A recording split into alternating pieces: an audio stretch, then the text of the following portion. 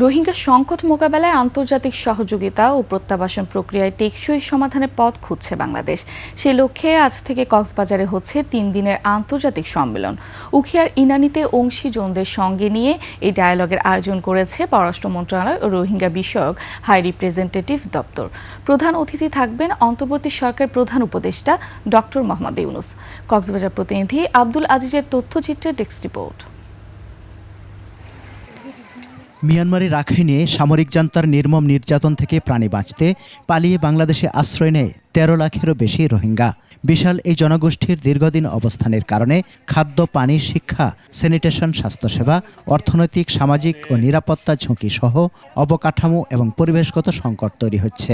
বিশ্বের সর্বাধুনিক প্রযুক্তিতে প্রস্তুতকৃত অরিক silver wash detergent powder 500 gram মাত্র 70 টাকা। রিমার্ক। এ অবস্থায় take away to the high level conference on the Rohingya situation শীর্ষক স্টেক হোল্ডার্স ডায়ালগের আসর থেকে ভালো কিছু হতে পারে বলে আশাবাদী রোহিঙ্গারা। কারণ গো হোম আর কারণ রাষ্ট্রিক বিচারও হইলে আর রাষ্ট্রিক যদি ফাদ্য হইলে আর ইনশাল্লাহ আর যাইবাল্লাহ এখনও তো তোর রোহিঙ্গা পুরা ইন্টারন্যাশনালি আর টু পিডিআরে সেফ জোন করে দিবাল্লা বলি আয় কথা রিকোয়েস্ট করছুম। 30 সেপ্টেম্বর জাতিসংঘ সাধারণ পরিষদের অধিবেশনের সাইডলাইনে নিউ ইয়র্কে উচ্চ পর্যায়ের একটি সম্মেলন হওয়ার কথা রয়েছে। এর প্রস্তুতি স্বরূপ এই সম্মেলন বলছেন কক্সবাজার ত্রাণ ও রোহিঙ্গা শরণার্থী কার্যালয়ের এই কর্মকর্তা।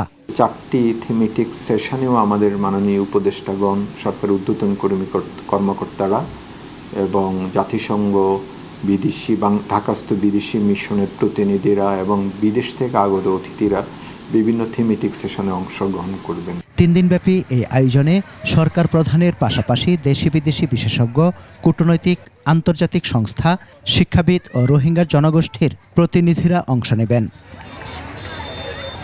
সমর ইসলাম, ডেস্ক রিপোর্ট, 21 টেলিভিশন।